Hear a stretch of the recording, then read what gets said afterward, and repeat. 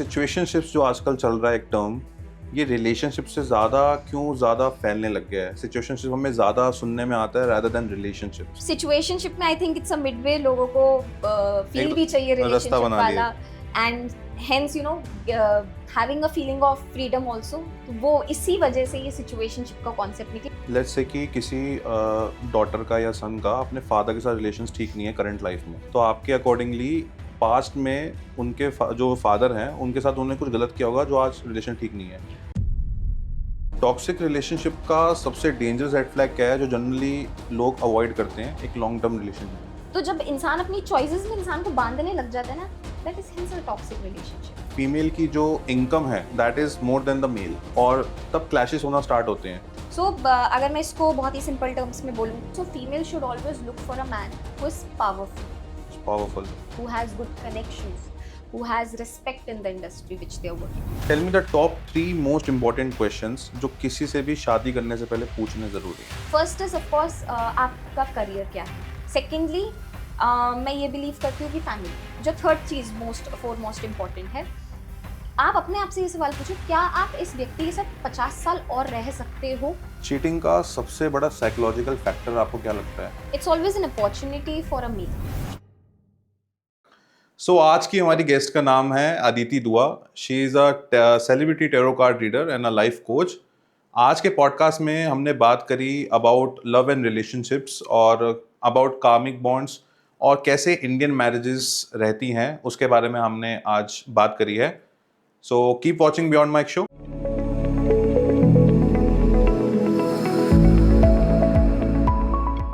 सो hi Aditi, welcome है आपका beyond mic show पे। Thank you और so much. आज का जो हमने पॉडकास्ट रखा है वो बहुत सोच के इसलिए रखा है कि आज का जो हमारा पॉडकास्ट है, मेरे क्वेश्चन जनरली रहेंगे लव एंड रिलेशनशिप्स के ऊपर। Okay. Also you are a tarot card reader, जी. तो उसके ऊपर ज़्यादा झुकाव रहेगा। सबसे पहले तो ये चीज़ बताओ कि यूथ आज के टाइम में ज़्यादा किस तरफ झुका हुआ है, टूवर्ड्स डेटिंग एप्स या फिर नॉर्मल क्लासिक लव में झुका हुआ है? हाँ, तो अगर मैं आज की बात करूँ तो आज क्योंकि सोशल मीडिया का ज़माना है, आज चीज़ें बहुत ज़्यादा डिजिटलाइज हो गई हैं एंड ईजी टू एक्सेस हो गई हैं, तो कहीं ना कहीं लोग बहुत ज़्यादा ऑनलाइन डेटिंग एप्स और Okay. आजकल जो नई नई टर्म्स आई हैं लाइक सिचुएशनशिप्स, उसमें बहुत ज़्यादा आई इन्वॉल्व एड हैं। ऑन टू दिस, लॉयल्टी ज़्यादा मुश्किल है उनके लिए, या फिर डेटिंग एप्स में जो आजकल चल रहा है कि पार्टनर को स्वाइप करना और ये सब चल रहा है, सो लॉयल्टी एक बहुत टफ चीज हो गई है। राइट. तो किसके लिए क्या मायने रखता है, मतलब इसमें क्या डिफरेंशिएट करोगे? See, if I talk as a third party point of view, या उससे मैं देखूं तो दुनिया में हर तरीके का इंसान है. दुनिया में ऐसे भी तरीके का इंसान है जो देख रहा है कि शायद एक लॉन्गेटिविटी हम एक रिलेशनशिप में देख पाए, और दुनिया में एक ऐसा भी इंसान है जो शायद आज कहीं किसी और के साथ और कल किसी और के साथ, but majority if I talk of, तो मेजोरिटी कहीं ना कहीं झुकाव वेस्टर्न कल्चर के उधर है कि one night stand, all these things. तो कहीं ना Okay. कहीं लॉयल्टी इज एक्सपेंसिव दीज ठीक है। डेज. सो दीदी थोड़ा सा ना अपने बारे में सबसे पहले बताओ। श्योर. सो मैं एक टैरो रीडर हूँ. Okay. मैंने जो अपनी टैरो की जर्नी थी वो 16 इयर्स की एज से चालू करी थी, पढ़ना चालू करा था जब मैं स्कूल में थी. Okay. एंड प्रोफेशनली मैंने इसको लिया जब मैं 20 इयर्स की हुई. एंड अलॉन्ग विद दैट मैंने फिर फेस रीडिंग भी करी है, ड्रीम एनालिसिस भी करा है, उसके साथ साथ मैं एक लाइफ कोच भी हूँ. And since now 5 years I am into this field professionally. Okay. So Aditi, मतलब मेरा पूछने का रीजन ये है कि आपका इस तरफ झुकाव इतनी छोटी एज में, व्हाट्स द जी. Reason behind it? जनरली आपकी एज के लोग क्या होते हैं, ज्यादातर रिलेशनशिप्स में होते हैं, कॉलेज लाइफ में मस्ती में होते हैं, आपका झुकाव इस तरफ क्यों? नो, बट देखिए वो सारी चीजें ना डिपेंड करती हैं from the family you are coming in. Okay. Coming from, मेरे जो फादर थे वो शुरू से ही मुझे कहीं ना कहीं एक ऐसी फील्ड में डालना चाहते थे एस्ट्रोलॉजी में, because he himself is a very great believer of it. और उनमें कहीं ना कहीं इंट्यूटिव एनर्जी है कि वो सेंस कर लेते हैं चीज़ें, एंड कहीं ना कहीं वो चीज़ मेरे में भी थी बचपन से. Okay. So he told me कि अगर इंसान को अच्छा लॉन्ग टर्म कमाना है, so you should B an astrologer. उन्होंने एक बिजनेस पॉइंट ऑफ व्यू से बोला था, बट वो कहीं ना कहीं मेरा इंटरेस्ट खुद ही चलता गया, and thanks to TikTok those days. Okay. TikTok में बहुत ज्यादा उस टाइम पर विचेस जो होती थी वो रील्स आती थी, तो मुझे बहुत ज्यादा फैसिनेट करती थी वो ओके। चीज़. सो डेटिंग एप्स ने प्यार को आज के समय में टॉक्सिक बना दिया है। सो इस पे क्या कहना है आपका? डेटिंग एप्स फायदेमंद है या फिर इसके नुकसान ही नुकसान है? नहीं, let's not blame toxicity to dating apps. Hmm dating apps एक सोशल लाइज करने का तरीका था जो इनिशियली स्टेज थी, बट टॉक्सिक इंसान शुरू से थे. टॉक्सिक इंसान डेटिंग ऐप पे नहीं थे तो भी हैं. एक टॉक्सिक इंसान का डेफिनेशन इज वेरी डिफरेंट. जब एक कोई व्यक्ति एक टॉक्सिक इंसान के साथ रिलेशनशिप में होता है तो वो कहीं ना कहीं सामने वाले व्यक्ति को कभी भी ग्रो नहीं करता देखना चाहता. आपने देखा क्रैब्स जो होते हैं, अब आप एक बकेट लोगे और आप एक क्रैब्स को डाल दोगे उसमें बहुत सारे, तो वो बकेट में से जब क्रैब्स उठने लगेंगे ना तो वो एक के ऊपर जाते जाते जाएंगे, तो जो नीचे वाला क्रैब होगा वो नीचे गिरेगा. Hence this is a simplest explanation of a toxic person कि एक टॉक्सिक इंसान कैसा होता है कि आप साथ में रह के भी खुद आगे बढ़ना चाहते हो, खुद अपने आप को फर्स्ट रखना चाहते हो. Okay. जो आपके साथ व्यक्ति होता है they don't matter to you. Okay, situationships जो आजकल चल रहा है एक टर्म, ये रिलेशनशिप से ज़्यादा क्यों ज़्यादा फैलने लग गया है? सिचुएशनशिप हमें ज़्यादा सुनने में आता है रादर देन रिलेशनशिप्स. क्या रीज़न है इसके पीछे? आप क्या समझते हो आज का जो यूथ जनरेशन है वो कहाँ जा रही है? सिचुएशनशिप उनको ज़्यादा बेटर लगता है रिलेशनशिप से? क्या आप इसमें कहोगे? This is mostly because of freedom. Freedom. जब यूजुअली हम किसी के साथ रिलेशनशिप में होते हैं तो एक रिस्ट्रिक्शन हो जाती है that we can not talk to other person. वो एक बड़ी क्लासिक सोच है, बट ऐसा कुछ नहीं है. जब एक इंसान प्योर रिलेशनशिप में होता है तो आपकी इंडिविजुअलिटी भी मैटर करती है कि आप 10 लोगों से और भी मिल सकते हो फॉर वर्क और for any purpose. Being loyal is another thing. So situationship में I think it's a midway. लोगों को फील भी चाहिए रास्ता रिलेशनशिप बना लिया. वाला, and hence having a feeling of freedom also. तो वो इसी वजह से ये सिचुएशनशिप का कॉन्सेप्ट निकला. बट अगर मैं स्पिरिचुअल टर्म्स में बात करूं, क्योंकि मेरी फील्ड ये है, इट इज नॉट गुड. जब आप किसी के साथ इंटीमेट होते हो, हैविंग मल्टीपल पार्टनर्स, आपके खुद के ऑरा में बहुत ज्यादा फर्क आता है. आपका खुद का ऑरा बहुत ज्यादा इम्पैक्ट होता है, आपका खुद का माइंडसेट बहुत ज्यादा इम्पैक्ट होता है. Okay. अगर आपने कोई चीज 5 साल में अचीव करनी है तो वो शायद आपको चीज 10 साल बाद मिले, because you are taking some bad energies as well and from multiple people around, so it is not good. क्या कार्मिक रिलेशंस जो होते हैं वो एक्चुअली में होते हैं या फैंसी वर्ड है? कार्मिक रिलेशनशिप्स आर ट्रू. ओके. ये सच में होते हैं. कार्मिक रिलेशनशिप क्यों होते हैं, फर्स्ट ऑफ ऑल उसका रीजन जानते हैं. जब हम ये जो हमारी आत्मा है ना सिद्धार्थ, ये एक बहुत ही ओल्ड आत्मा है.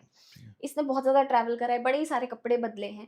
एंड एक आत्मा का नेचर होता है कि जब वो ये शरीर छोड़ती है, वो अपनी अटैचमेंट्स अपने फैमिली मेंबर से नहीं छोड़ती है. तो जो Okay. आज आपकी फैमिली है या जो जिस व्यक्ति के साथ आप आज हैं, वो कहीं ना कहीं आपके साथ पास्ट में रह चुके हैं in any other form. Okay. तो कहीं ना कहीं वो कपड़ा जब बदलता रहता है तो वो आत्मा भी बदलती रहती है. हेंस हमने जब इतने सारे लोगों के साथ, अब कितने ही टाइम से ह्यूमन्स आर देयर, राइट, तो कहीं ना कहीं हमारे हर किसी के साथ ना छोटे छोटे कार्मिक अकाउंट्स हैं. Okay. People come to your life, people sometimes teach you lessons. उसका भी एक अलग महत्व है क्योंकि आपने शायद उनके साथ पास्ट लाइफ में कुछ ना कुछ ऐसा करा है, तभी आज वो आपको धोखा दे रहे हैं. लेट्स से कि किसी डॉटर का या सन का अपने फादर के साथ रिलेशंस ठीक नहीं है करंट लाइफ में, तो आपके अकॉर्डिंगली पास्ट में उनके जो फादर हैं उनके साथ उन्होंने कुछ गलत किया होगा जो आज रिलेशन ठीक नहीं है? आई मीन ऑफ कोर्स जब हम प्रैक्टिकल टर्म्स में बात करते हैं तो हम बोलते हैं कि ये जो कर्म इस योनि में कर रहे हो वो मैटर करता है. अब अगर किसी के फादर ने अपने फादर को अच्छा ट्रीट नहीं करा, सो दे कैन नॉट एक्सपेक्ट कि उनके बच्चे भी उनको वही सेम ट्रीटमेंट देंगे. वो भी बहुत बड़ा फैक्टर है. रियल लाइफ फैक्टर्स भी मैटर करते हैं 90%. Then 5% matters from past life. अच्छा, किसी का अगर ब्रेकअप हुआ है तो क्या ऐसा पहला साइन सबसे पहले दिखता है कि वो बंदा या बंदी टॉक्सिक है? टॉक्सिक के थोड़े ट्रेड्स बताओ, जैसे आपने अभी डिफाइन करा कि टॉक्सिसिटी होती क्या है बेसिकली, टॉक्सिक इंसान कैसा होता है.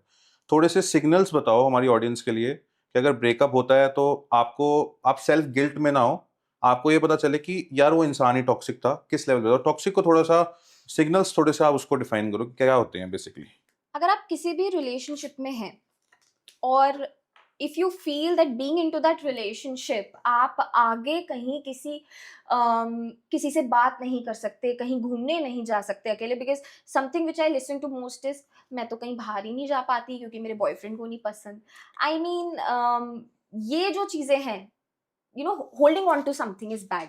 जब आप रिलेशनशिप में होते हो you should be letting go your partner, क्योंकि जो इंसान किसी के लिए बना होता है वो उसी के साथ रहता है नो मैटर व्हाट.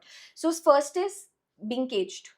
ठीक है। सेकंड इज ऑलवेज इमोशनली ऐसा इंसान जो टॉक्सिक होगा आपको हमेशा ड्रेन करेगा, no matter what how you feel. अगर आप हैप्पीनेस में हो, अगर आप सैड फील कर रहे हो, तो वो कहीं ना कहीं आपके उन इमोशंस को लेके भी बोला जाएगा that why you are feeling that. I mean humans तो इमोशन से ही बने हैं ना। तो एक टॉक्सिक इंसान आपको इमोशनली भी कॉन्कर नहीं करने देता। इंसान अगर टॉक्सिक होगा, थर्ड पॉइंट ये रहेगा, उनके साथ आप ड्रेन फील करोगे, you can not feel happy around them. आपका कहीं ना कहीं जो गट होता है ना, हमारा सबसे बड़ा, आई फील कि एक बहुत बड़ा इंट्यूटिव बबल है जो हमें मिल रखा है, योर गट सेज इट। और हमेशा अगर किसी टॉक्सिक इंसान को देखना हो ना, अपने आप को थर्ड पॉइंट ऑफ व्यू से रख के देखो कि अगर मेरी दोस्त ऐसे व्यक्ति के साथ होती और उसके साथ इस सिचुएशन में हो रहा होता, what would you guide that person? यही बोलोगे ना, बहन भाग जा। तो ठीक है। Same it's your take also, ये बहन भाग जाओ। So I want to add on to this, being a male also, जैसे कई बार जैसे हम रिलेशनशिप में होते हैं एंड हम अपने पार्टनर को बहुत ज़्यादा प्यार करते हैं। सो मेल्स में क्या चीज़ होती है, दे नो कि अदर मेल्स कैसे हैं। तो कई बार लड़कियां ना लड़कियों के बेस्ट फ्रेंड्स होते हैं, मेल बेस्ट फ्रेंड्स। तो उनके लिए कई बार जो पार्टनर होता है, जो मेल पार्टनर होता है, वो उसको सेंस हो जाता है कि वो ठीक है या नहीं है। वो Okay. मना करता है अपनी पार्टनर को, और उसकी partner at the same time उस चीज को कंट्रोलिंग वे में लेती है कि ये मुझे कंट्रोल कर रहा है। हम्म। अब ये भी एक तरह की टॉक्सिक नेचर में ट्रेट आ गया, बट एक्चुअली पीछे अगर देखा जाए तो उसके पार्टनर का कंसर्न होता है। So what you want to say on this now? So देखिए, अगर आपको अगर कोई दो इंसान रिलेशनशिप में है तो उनको अपने दायरे पता होने चाहिए कि इसके बियॉन्ड मुझे नहीं जाना। और अगर आपके पर्सन को पता है वो दायरा, then there is no issue. 1000 people liking them is also not an issue, क्योंकि दुनिया तो होगी ना किसी के पीछे। आपका व्यक्ति कैसा है वो डिपेंड करता है। उसको वो बाउंड्री जिस दिन समझ में आ जाएगी, उस दिन आई थिंक ये पैटर्न भी खत्म हो जाएगा। Okay, in a relationship how to know कि ये कार्मिक रिलेशनशिप है, सोलमेट है, या सिर्फ अटैचमेंट है? सो जब भी हम कार्मिक रिलेशनशिप्स में होते हैं, कार्मिक रिलेशनशिप्स के कुछ ना कुछ सिग्नल्स होते हैं। Is to fight. जब ओके। आपकी फाइट हो तो इतनी अगली फाइट हो जाए कि आप डिग्निटी भूल जाओ सामने वाले की, अपने की। सो दैट इज अ कार्मिक रिलेशनशिप। कार्मिक रिलेशनशिप हमेशा breakup patchup, on end of रहेंगे। ठीक है। कार्मिक रिलेशनशिप में जब भी कोई इंसान होगा, वो एक सर्टेन पीरियड के लिए ही होगा। फॉर एग्जाम्पल 1 year, 1.5 year, और maybe could be even 5 years to that matter. जब भी वो खत्म हो रहा होगा फेस, तो कहीं ना कहीं इंसान को उसके फ्लैशबैक्स आएंगे। सो जब वो एंड होती है, तो जो ट्रबलसम पीरियड होता है, दैट इज अ कार्मिक relationship for a person. Okay. And if I talk of soulmates के साथ जब भी हम अपने रिलेशनशिप में होते हैं, पहली बात तो लोगों का ये मैं पॉइंट ऑफ व्यू थोड़ा सा चेंज कर दूं। जो सोलमेट्स होते हैं आपके बहुत सारे हो सकते हैं। ठीक है। एक जरूरी नहीं कि आपका पार्टनर ही आपका सोलमेट है। Your father can be your soulmate, your mom can be your soulmate. ऐसा व्यक्ति जिसके साथ आपको सोचने की जरूरत ना पड़े, जिसके साथ कामनेस हो, जिनके साथ चाहे दुनिया में जितनी मर्जी दिक्कत हो, बहुत दुनिया परेशान करियो, लेकिन जब आप उस व्यक्ति से उसी टाइम मिलो, आप एकदम शांत हो जाओ, that is a soulmate. Doesn't really have to be your partner. Okay. Now what is an attachment? Attachment मुझे सबसे डेंजरस लगता है। मुझे भी। ओके। सो जब भी हम अटैच होते हैं किसी से, तो कहीं ना कहीं हम एक्सपेक्टेशन सेट करते हैं, विच इज बैड। कभी भी आप किसी से एक्सपेक्टेशन जब सेट कर लेते हो कि यार ये तो ऐसा ही करेगा, और वो चीज नहीं होती है, तो वो कहीं ना कहीं खत्म होनी होनी है। So I think attachment is a thread, एक उलझा हुआ थ्रेड है जो शायद आप कहीं नहीं निकल सकते उससे। So Aditi, moving further, toxic relationship का सबसे डेंजरस रेड फ्लैग क्या है जो जनरली लोग अवॉइड करते हैं एक लॉन्ग टर्म रिलेशन में, और जो आगे जाके एक बहुत बड़ी प्रॉब्लम बन सकती है, और they keep on ignoring that red flag? तो वो ऐसे क्या रेड फ्लैग है, क्या ऐसी चीज रिलेशनशिप में हो रही हो तो पहले ही निकल जाना चाहिए वहां से? जब इंसान ना अपने चॉइसेस की वजह से सामने वाले को बांध देता है। अगर आपको पसंद नहीं है कि आपकी जो वाइफ है या जो भी गर्लफ्रेंड है, वो छोटे कपड़े पहने और उसको पसंद है, आप अपनी तरीके से बांध रहे हो उसको, आप अपनी तरीके से चला रहे हो उसको। तो जब इंसान अपनी चॉइसेस में इंसान को बांधने लग जाता है ना, that is hence a toxic relationship. To some extent choices थोपना ठीक है, समझ में आता है, but every time and everything जब आप उसी के हिसाब से चलने लग जाओ, जब आप डिसीजन ही उस व्यक्ति के वजह से ना बना पाओ, अपनी लाइफ में आगे ग्रो ना कर पाओ, या आप अपने विजन को खो बैठो एक व्यक्ति की वजह से, that is a toxic relationship. जब आप अपनी इंडिविजुअलिटी को खत्म कर दो या बेसिकली, इन उसको शॉर्ट भी ये भी कह यस। सकते हैं, यस। ठीक है। तो आज के टाइम में आपको क्या लगता है लव का सबसे बड़ा इल्यूजन क्या है दिमाग में लोगों के? लव को लेकर अगर कोई किसी का इल्यूजन है तो वो ये है कि छोटे समय पे ज्यादा एक्सपेक्टेशंस बनाना। साइकोलॉजिकली जब हम पढ़ते हैं ना, तो एक व्यक्ति से जब हमें प्यार होता है ना, तो 3 साल लगते हैं प्यार होने में। Okay. फर्स्ट स्टेज में हमें उस वजह से वो पसंद होता है जिस वजह से उसने हमसे बात करी होती है। Okay. फर्स्ट फेज में हर कोई अच्छा होता है। सेकेंड फेज में एक ड्रॉबैक आता है जब आपको उसकी ऐसी खामियां पता चलने लगती हैं कि यार ये तो इस सिचुएशन में ऐसे रिएक्ट करते हैं, और विद देयर फैमिली वो ऐसे रिएक्ट करते हैं। थर्ड फेज में जब आप ये कॉन्कर कर जाते हो ना सारी चीजें, तब आपको तीसरे साल में जाके प्यार होता है कि हाँ ठीक है, अब ये ऐसा है, अगर इसको गुस्सा है तो इसने वास उठा के फेंका, still I have to accept it, ये चीज। तो 3 साल लगते हैं एक इंसान को प्यार करने में। तो 1 साल में जो ये छोटे छोटे बच्चे आजकल के होते हैं ना, कि एक्सपेक्टेशंस बना लेते हैं कि मेरी इससे शादी हो जाएगी, मैं इससे शादी करूंगी, उससे शादी करूंगी, मेरे बच्चों का ये नाम होगा, ऐसे होगा ना। Love has to happen practically. Okay. जब आपके करियर गोल्स एक दूसरे के साथ अलाइन करें, ऐसा नहीं हो कि एक का कहीं करियर गोल हो और एक का शायद ना हो, you have to be together, that is one thing. Independence होना बहुत जरूरी है। आप एक अलग इंडिविजुअल हो, जो सामने वाला व्यक्ति वो एक अलग इंडिविजुअल है, उसकी पर्सनैलिटी आपके साथ रह के डिटोरिएट नहीं हो रही, that is a better relationship. And I feel ये एक लॉन्ग टर्म रिलेशनशिप में ही कन्वर्ट होते हैं। Do you believe in feminism? No, Not really. not really. Okay. I feel equality is much more important. ठीक है। आई थिंक फेमिनिज्म का जो असली मीनिंग है वो इक्वालिटी पे ही बेस्ड था, बट जैसे आज के टाइम में I am seeing these things कि आप किसी भी फीमेल को लो, पहले के ज़माने में ऐसा नहीं हुआ करता था, बट आज के टाइम में कोई भी फीमेल है वो बहुत इंडिपेंडेंट है। She is Right. Working for her self, she is doing big big things in the world. और जब एक रिलेशनशिप में फीमेल आती है तो मेल के साथ कई बार ईगो क्लैशेस होते हैं फीमेल के। कई बार ऐसा होता है कि फीमेल की जो इनकम है that is more than the male, Hmm. और इन दैट केस मेल की कहीं ना कहीं ईगो बीच में आती है, Yes. और तब क्लैशेस होना स्टार्ट होते हैं। क्लैशेस का कई बार रीजन भी बहुत जेन्युइन ये होता है कि फीमेल को लगता है कि अब मैं सब कुछ अपने आप कर सकती हूँ, तो वो कहीं ना कहीं अपने हस्बैंड या बॉयफ्रेंड को सुनना बंद कर देती है। Right. इस पे आप क्या कहोगे, ये बैलेंस कैसे बनाए? सो देखिए, जब भी जैसे मैंने बताया कि जब आप रिलेशनशिप में आते हो, आप सिर्फ ये नहीं देख के आ सकते कि ओ मुझे ये इंसान पसंद है। उसकी क्या फैमिली वैल्यूज हैं, क्या उसकी और आपकी फैमिली वैल्यूज सेम है, और इसमें रिलीजन भी बहुत बड़ा मैटर करता है। If your religion is same, वो भी एक मैटर है। Okay. सेकेंडली, आपके करियर गोल्स क्या हैं। अब एक बिजनेस वाला व्यक्ति जॉब वाले के साथ नहीं रह सकता, एक बिजनेस वाले को बिजनेस वाली ही चाहिए, दैट्स अ फैक्ट। ठीक है, सो ये your career of course, and then how you react in public, that matters a lot, कि आप पब्लिक में कैसे इंसान हो। सो अगर मैं इसको बहुत ही सिंपल टर्म्स में बोलूं कि कैसे इस चीज को खत्म करना चाहिए, so female should always look for a man who is powerful, who has good connections, who has respect in the industry which they are working in.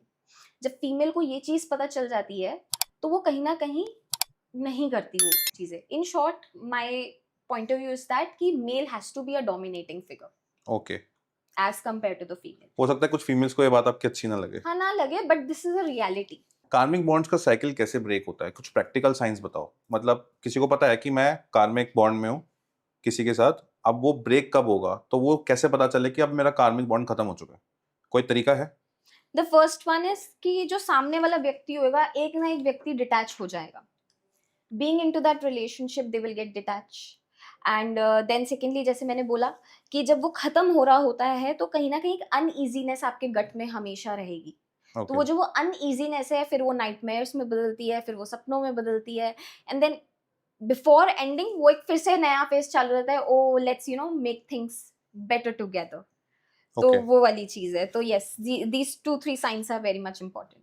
क्या अटैचमेंट को प्यार समझना ये इंडिया का बिगेस्ट इमोशनल ट्रैप है? आप मानते हो इस स्टेटमेंट को? या ऑफ कोर्स, इंडिया में नहीं, आई थिंक ये हर जगह ही है, क्योंकि हम ह्यूमंस ना इमोशनली चीजों से बहुत ज्यादा बाउंड होते हैं। तो इसलिए yes attachments are dangerous, but वो उसको प्यार का नाम देना इज ऑल्सो नॉट गुड। जब प्यार होता है तो थिंग्स इज दैट कि जब when you are in love, ठीक है, आपको एक आर्ट ऑफ सरेंडरनेस समझ में आ जाती है, that I have to surrender as well to Okay. This person. I'll add on to this. इसको ना मैं 3 वर्ड्स देता हूँ आपको, इसको डिफरेंशिएट करो। ठीक है। Love, hmm. Lust and attachment, ये 3 वर्ड्स हैं। ठीक है। इन तीनों में हमारी ऑडियंस के लिए आप डिफरेंशिएट करो to get to know what is love, what is lust and what is attachment. Okay fine. So देखिए, जो प्यार होता है ना, उसमें इंसान अपनी इंडिविजुअलिटी नहीं खोता, अपने आप को नहीं खोता, ठीक है। You surrender to that person, but still आपकी चीजें ऑनगोइंग होती है। Now attachment why is dangerous is क्योंकि हम ना थोपने लग जाते हैं फिर तब चीजें ओके, कि आपको ऐसे ही पर्टिकुलर वे में रिएक्ट करना है तो ही हम आपको पसंद करेंगे, आपके साथ रहेंगे, व्हाटएवर। तो अटैचमेंट इसलिए दिक्कत देती है। और फिर जब डिस्टेंस आता है, जब प्यार में डिस्टेंस आने लगता है ना, सो इट इज एक्सेप्टेबल। जब अटैचमेंट में डिस्टेंस आता है, it is an end to it. तभी आज की डेट में लॉन्ग टर्म रिलेशनशिप्स काम नहीं करती। बट आई फील अगर किसी को सच्चा प्यार होगा वो तब भी करेगी, अगर लॉन्ग डिस्टेंस में होगा तो तब भी करेगी, बिकॉज उस टाइम पर उस इंसान की फिजिकलिटी उसको मैटर नहीं करती, उस इंसान का एहसास मैटर करता है। Right. Whereas you spoke of lust, lust तो आपके completely desires पे है, जो आज की डेट में कोई कंट्रोल नहीं कर पाता। तो लस्ट में आप ये चीज को नहीं इन्वॉल्व कर सकते, अटैचमेंट को या किसी को। हाँ, you can be lusty for one person and moving with that person only, but उसका फिर कोई फ्यूचर नहीं है, उसका कोई फ्यूचर नहीं है। नहीं। ठीक है। Okay, now coming to the marriage section, tell me the top 3 most important questions जो किसी से भी शादी करने से पहले पूछने जरूरी है। फर्स्ट इज ऑफ कोर्स आपका करियर क्या है। अगर इंसान को पता है कि उसका करियर नेक्स्ट 25 इयर्स में क्या है, वो कैसे ग्राफ देख रहा है अपना, ऐसे नहीं कि आज मैं बिजनेस कर रहा हूँ या कर रही हूँ, ठीक है, बिजनेस बहुत अच्छा चले, नहीं, बिजनेस बंद भी होते हैं। सो career alignment is very much important. Financial, क्योंकि जो प्यार है वो कभी भी पेट नहीं भरेगा, तो finances is very much important of any person, B it girl और बॉय। सेकेंडली, मैं ये बिलीव करती हूँ कि फैमिली, आप ये सोचो कि आप किसी के साथ प्यार कर रहे हो, आप रिलेशनशिप में हो, बट उसकी फैमिली आपको पसंद नहीं है, ऐसा नहीं है। हम इंडियंस हैं, हमारे इंडिया में शादी 2 घरों के बीच में होती है, 2 इंसानों से पहले। तो फैमिली वैल्यूज, फैमिली बॉन्डिंग बहुत मैटर करता है। और सेकेंडली, जो थर्ड चीज मोस्ट इम्पॉर्टेंट है, आप अपने आप से ये सवाल पूछो, क्या आप इस व्यक्ति के साथ 50 साल और रह सकते हो? And your gut will always answer that. You believe in arrange marriage और love marriage? I believe in marriage. Okay, चाहे वो लव हो चाहे अरेंज हो। अरेंज लव का कॉन्सेप्ट ही ये हमारा बनाया हुआ कॉन्सेप्ट है। है। जब किसी की शादी होती है तो वो सिर्फ जब हम 7 फेरे लेते हैं तो कहीं ना कहीं हमारे जो सोल होते हैं वो कनेक्ट होते हैं एक दूसरे के साथ। हमारी जो कहीं ना कहीं पहले जो रही होंगी योनि में जिसके साथ भी, वो चीजें कनेक्ट होती हैं। How you will get to know the 3 things you told? मतलब जो आपने मुझे 3 चीजें बताई, Yeah. आप अगर मान लीजिए अरेंज मैरिज में हो, सो आपने लड़की को देखा या लड़के को देखा, आपने पसंद किया और आपने शादी के लिए ओके कर दिया, how you get to know his family, कि उसकी फैमिली की वैल्यूज कैसी हैं, क्या है, वो तो कुछ टाइम बाद ही पता चलेंगी। आई थिंक लव मैरिज में एक आपके पास पॉजिटिव पॉइंट होता है कि आप उस पर्सन के साथ कुछ समय बिता चुके होते हो, and then you can decide कि अगले 50 साल मैं रह पाऊंगा या नहीं रह पाऊंगी, ये आप देख सकते हो। तो देखिए, अगर आपको किसी भी, आपके केस में बात करेंगे, आप लड़की ऑब्वियसली देखेंगे, तो आप लड़की की हमेशा मम्मी को देखो, लड़की को मत देखो। लड़की की मम्मी कैसी है वो बहुत मैटर करता है। Okay. अगर किसी के घर में लड़की की मम्मी की चल रही है, Okay. It's a red flag. It's a red flag. अगर किसी लड़के के घर में उसके फादर का होल्ड अपमोस्ट है, it's a red flag. It's a red flag. सो ये चीजें मैटर करती हैं। आप दो, अगर एक बहुत अच्छा एनालिटिकल इंसान और समझदार इंसान होगा, उसे पता चल जाएगा। अच्छा, एक बात बताओ, शादी के बाद हस्बैंड को कोई भी कॉन्फ्लिक्ट हो, कुछ हो, अपनी वाइफ की साइड लेनी चाहिए ओवर पेरेंट्स या नहीं? I think it depends upon कि क्या सिचुएशन है। और अगर एक समझदार इंसान होगा तो मुझे यकीन है कि वो तालमेल जरूर बना के रखेगा।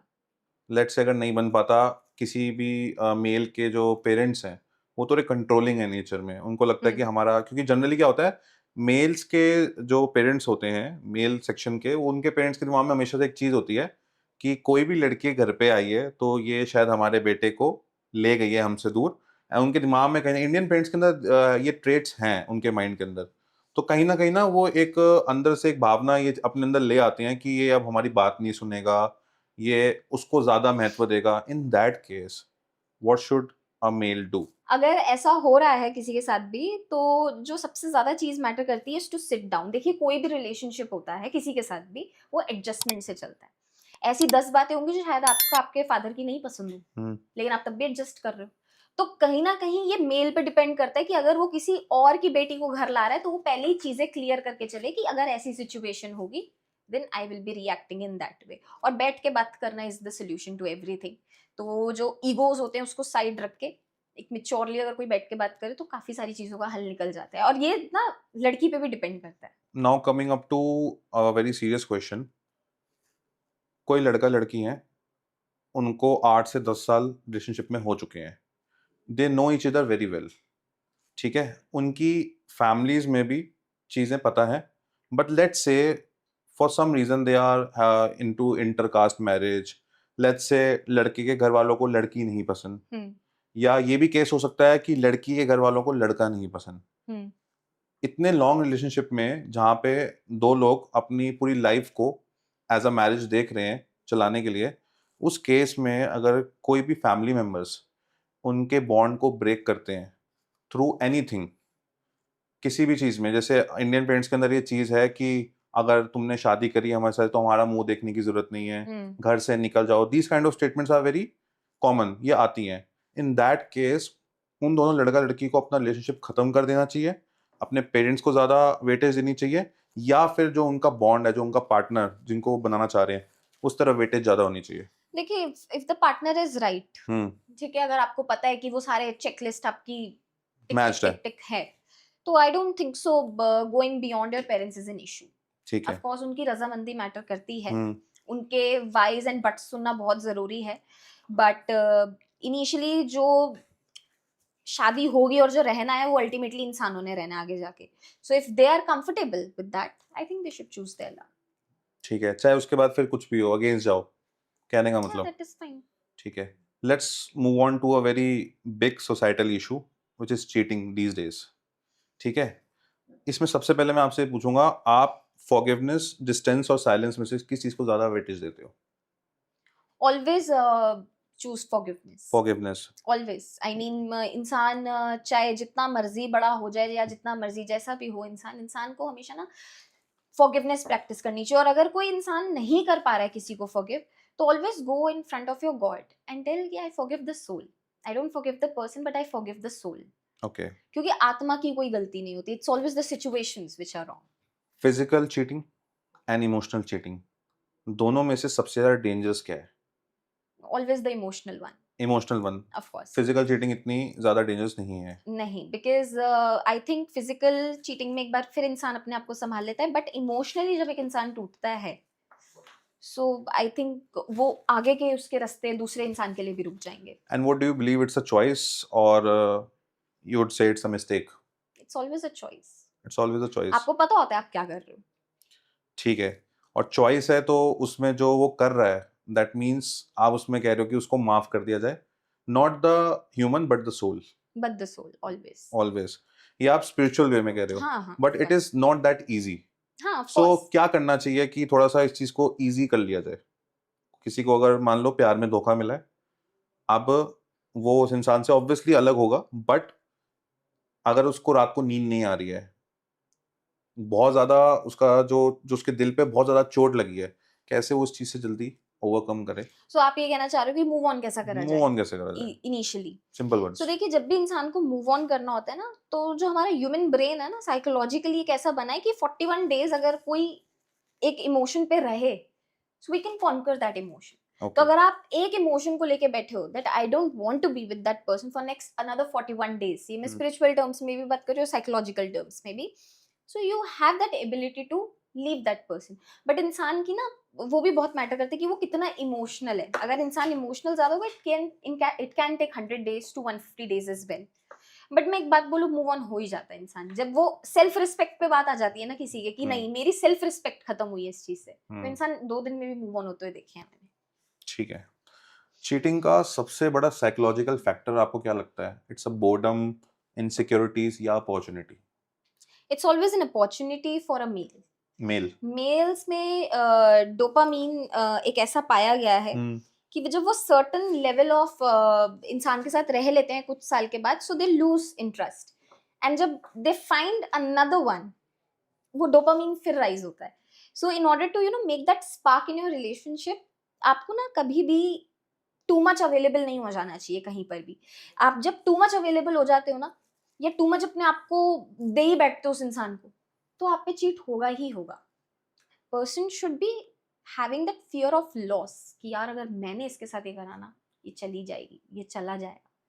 सो it's a male psychology, I know, and आप अग्री नहीं कर रहे हो उस चीज से, but it is a fact. आप न्यूज़ देखते हो? हाँ।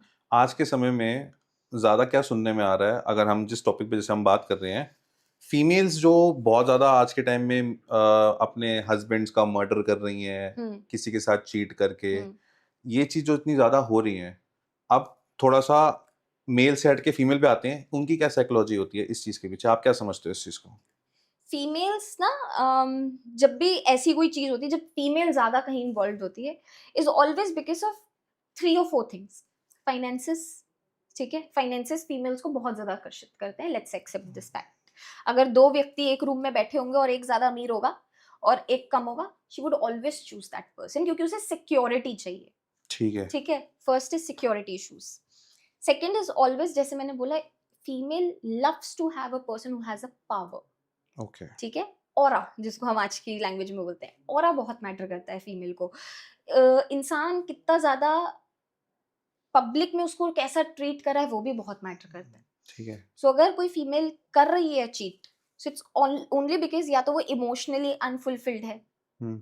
इन सब चीजों से, या फिर she is looking for a good security good security.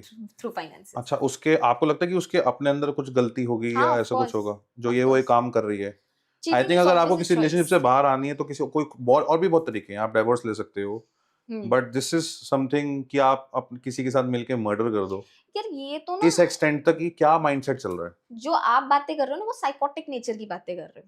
है? ओके। दिस इज, मतलब साइकोलॉजिकल खराब हाँ, होता है वो। ये साइकोटिक लोग होते हैं जो आप बातें कर रहे हो, ठीक है। वो अलग अलग ही टॉपिक है। तो आई थिंक वो एक थेरेपिस्ट ही अच्छे से बता पाएगा। ठीक है। डू यू फील आज की जनरेशन में लॉयल्टी बिल्कुल रेयर हो गई? Of course it is, it is very rare. अगर आपके पास है लॉयल्टी तो वो one in keep a up to million. That. Okay, अगर कोई इंसान हमारा पॉडकास्ट देख रहा है और उससे जिंदगी में बार बार धोखे मिल रहे हैं, लेट्स से कोई इंसान है हमारी ऑडियंस में जो ये पॉडकास्ट देख रहा है, उसको अपनी जिंदगी में बार बार धोखे मिल रहे हैं, तो क्या यूनिवर्स उसे कुछ सिखाना चाह रहा है, या फिर वो भी कोई उसका कार्मिक अकाउंट है जो उसके साथ बार बार ये हो रहा है? It can be both. अगर इंसान को धोखे मिल रहे हैं, अगर इंसान को धोखा मिलता है तो कुछ ना कुछ लर्निंग के लिए ही मिलता है, और अगर बार बार मिल रहे हैं तो वो लर्निंग नहीं कर रहा है ब्रह्मांड की तरफ से, तो ब्रह्मांड आपको उसी सिचुएशन में बार बार डालता जाएगा, डालता जाएगा, डालता जाएगा। और ये ना खुद पे भी डिपेंड करता है कि आप कितने ज्यादा उस चीज के लिए अवेलेबल रहते हो। अब अगर कोई इंसान है, वो परे ही है इन सब चीजों से, जैसे फालतू चीजों में नहीं पड़ना, या फालतू किसी पर ओवर ट्रस्ट नहीं करना, या being too much available for someone, तो उसे धोखा मिलेगा ही नहीं इंसान को, क्योंकि वो है ही नहीं इतना अवेलेबल, वो ट्रस्ट वर्दी अपना नेचर दिखा ही नहीं रहा किसी को। तो ये भी तो मैटर करता है। Okay. Do you believe in manifestation? Of course I do. So आज का जो यूथ है बेसिकली, वो मैनिफेस्टेशन के बारे में इंटरनेट पे बहुत कुछ सुनता है। आपको लगता है वो गलत तरीके से मैनिफेस्ट कर रहे हैं? यस। सो हमारे पॉडकास्ट पे ये बताओ कि मैनिफेस्टेशन का जो बिल्कुल जेन्युइन तरीका है वो क्या होता है किसी भी चीज को? लोग बोलते हैं कि मैनिफेस्टेशन वर्क नहीं कर रही है, तो जो फर्स्ट थिंग, जो मैनिफेस्टेशन क्यों काम नहीं करती है, इज टू, बिकॉज इंसान का जो सेल्फ लिमिटिंग बिलीव होता है, वो भी बहुत मैटर करता है।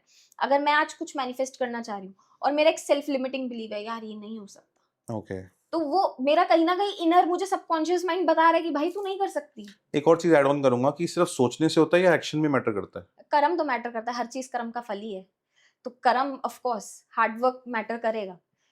हर, ठीक है। आप किसी एस्ट्रोलॉजर से भी बात करेंगे, आप किसी से भी बात करेंगे, चाहे आपकी दशाएं जैसी मर्जी हो, आपकी कुंडली पे राजयोग क्यों ना लिखा हो, अगर आप उस लेवल की मेहनत नहीं कर रहे हो, तो वो आपको राजयोग भी नहीं मिलेगा, क्योंकि है सारी चीजें इनिशियली कर्म का फल। सो मैनिफेस्टेशन कैसे करनी चाहिए बेसिकली? आप जैसे अगर आप करते हो, कोई चीज को पाना चाहे, कोई इंसान मैनिफेस्ट करना चाहे, वो कुछ भी हो सकता है, सो कहाँ से स्टार्ट करा जाए? See, always to increase your frequency. मैं आज बोलूँ कि मैं ये नहीं कर सकती, मैं ये नहीं कर सकता, अपने आप को नेगेटिव सेल्फ टॉक से पहले हटाओ, ठीक जो है। इंसान अपने बारे में करता है. Secondly, to bring your ego down. एक डाउन टू अर्थ इंसान ही मैनिफेस्ट अच्छा कर सकता है. जब उसमें मैं खत्म हो जाएगी ना, तब वो मैनिफेस्ट कर पाएगा. और मैनिफेस्टेशन ऐसा नहीं है कि आपने कुछ बोला and it happened with the magic. It also depends upon your frequency going up to the universe. आप कभी भी मैनिफेस्ट करो, किसी भी टाइम पे मैनिफेस्ट करो. लोग कहते हैं 11:11 पे मैनिफेस्ट करना चाहिए. No, that's not true. आप कभी भी, जब भी आपका फेथ और फ्रीक्वेंसी यूनिवर्स में ऊपर जाएगा, you can manifest it any time. जब किसी को ये फीलिंग आने लग जाए कि लाइफ में कुछ भी अच्छा नहीं हो रहा, सब खत्म हो चुका है, एट दैट वेरी स्टेज वो इमोशनली बहुत ज्यादा ड्रेन्ड होता है, तब उसको क्या ऐसा करना चाहिए कि वो अपनी लाइफ में थोड़ा अपलिफ्ट हो सके? What do you think? Always choose spirituality वो आपको ओवर अपलिफ्ट करेंगे? रिलीजन. Over religion? स्पिरिचुअलिटी में बहुत सारी चीजें आती हैं. स्पिरिचुअलिटी में ये सिर्फ नहीं कि हम मेडिटेशन कर रहे हैं. To show kindness, okay. to show love to nature, that is also a form of spirituality.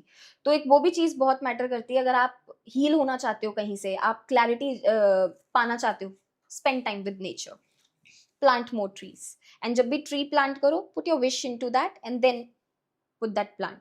तो कहीं ना कहीं जैसे जैसे प्लांट ग्रो होता है, आपकी विशेस भी ग्रो होती हैं. Secondly, water. Water is a biggest healer.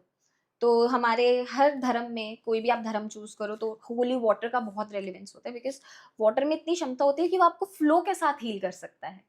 तो just to spend time with water energy around, एक फाउंटेन अराउंड, या फिर कुछ ऐसी एक्टिविटीज करो. You are a Vastu expert also.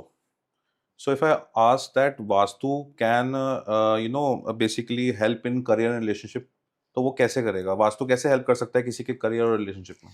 देखिए, अगर बहुत ही लॉजिकल टर्म्स में बात करूँ, तो इंसान का वास्तु इतना मैटर नहीं करता. बिकॉज वास्तु, अगर आप लॉजिकल टर्म्स में देखोगे, एक आर्किटेक्ट है. ठीक है। सही डायरेक्शन पे सही चीज का प्लेसमेंट होना मैटर करता है. That is vastu. अब ऐसे देश में हमारे बड़े सारे मंदिर भी हैं जो टूटे गए, कि तो क्या उनका वास्तु खराब था कि जो वो टूटे गए? Logical right. बात, अगर वास्तु ही सिर्फ सब कुछ होता तो रिलेशनशिप पे अगर आप बात करेंगे, तो रिलेशनशिप पे दो इंसान की सोच मैटर करती है, दो इंसान की एनर्जी मैटर करती है. वास्तु चाहे जैसा मर्जी हो, जैसा मर्जी चल हो। जाएगा. ठीक है।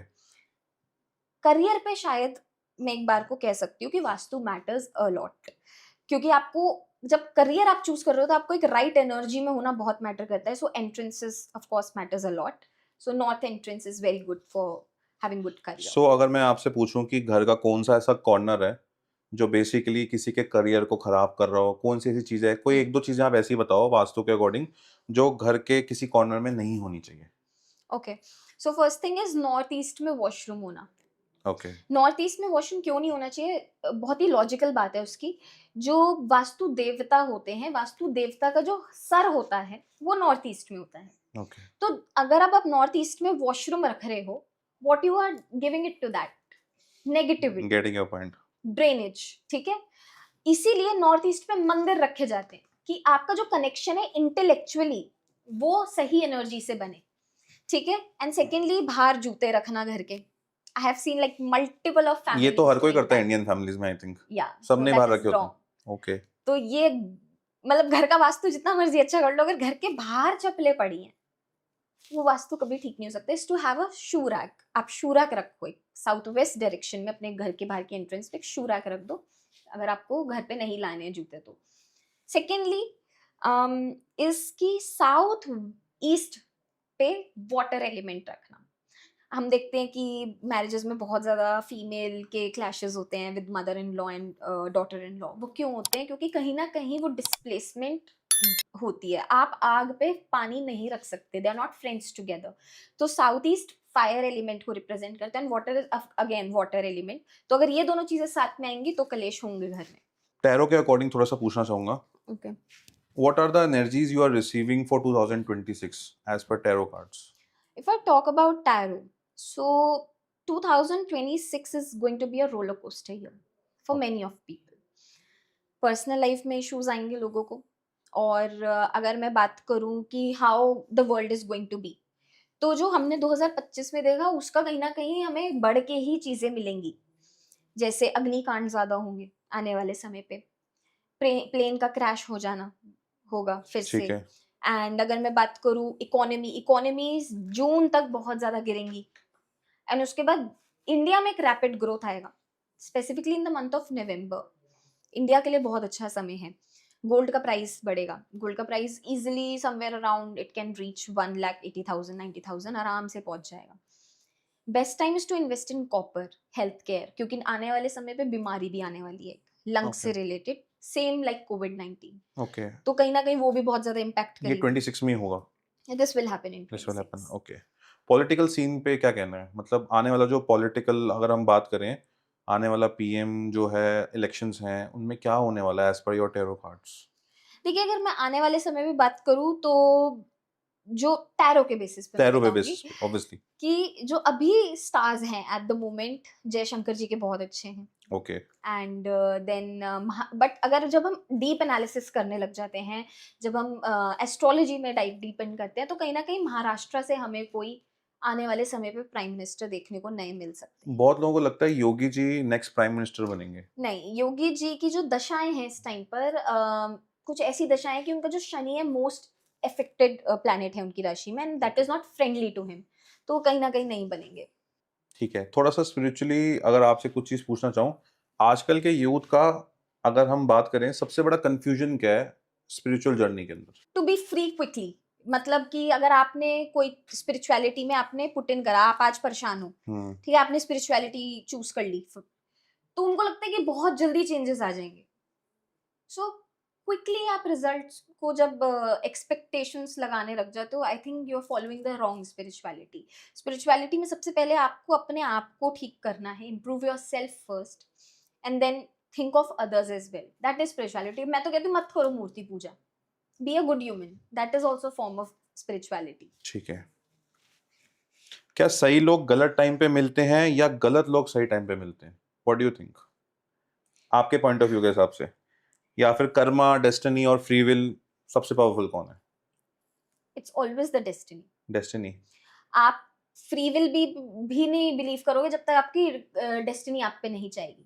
लोग बोलते हैं ना कि हम रॉन्ग मैरिज में हैं, हम रॉन्ग व्यक्ति के साथ हैं, तो आप जब रॉन्ग व्यक्ति के साथ जा रहे होते हो ना, तो आपको डेस्टिनी कहीं ना कहीं कैसे पुटन कर देती है, आप जाते जाते हो, उस पर कोई कंट्रोल नहीं होता।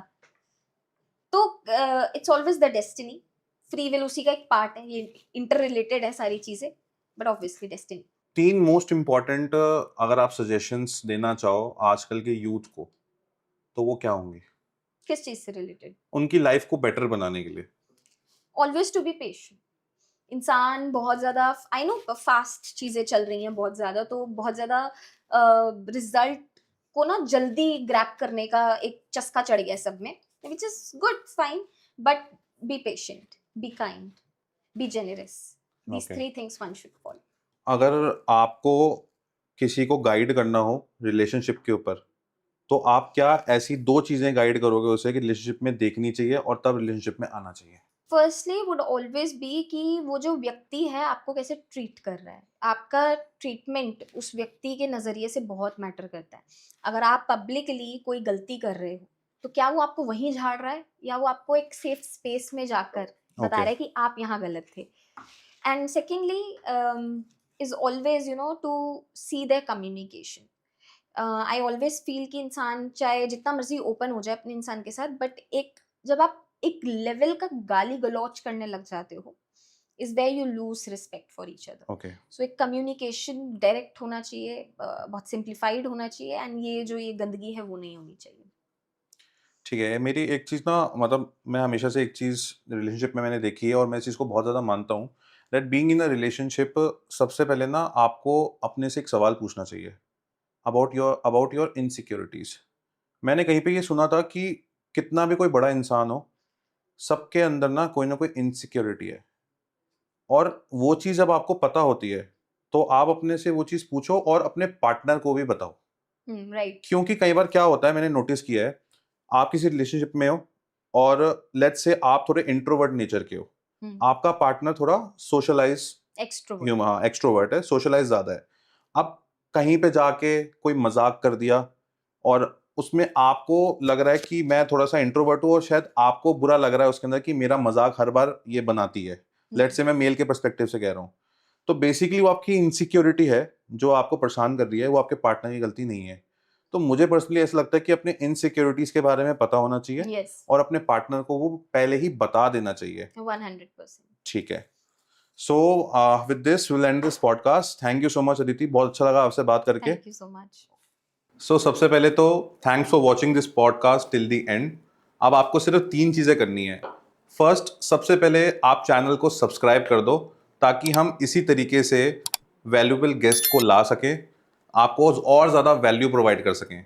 सेकंड थिंग, आप इस चैनल पे कमेंट करो और मुझे बताओ कि आप किस गेस्ट को अगली बार पॉडकास्ट पे देखना चाहते हो और हम क्या और इम्प्रूवमेंट्स कर सकते हैं। और तीसरी चीज़, इस कॉन्वर्जेशन को किसी के साथ ज़रूर शेयर करना, because one conversation can change someone's life. I'll see you there next time. Till then, keep watching Beyond Mike Show.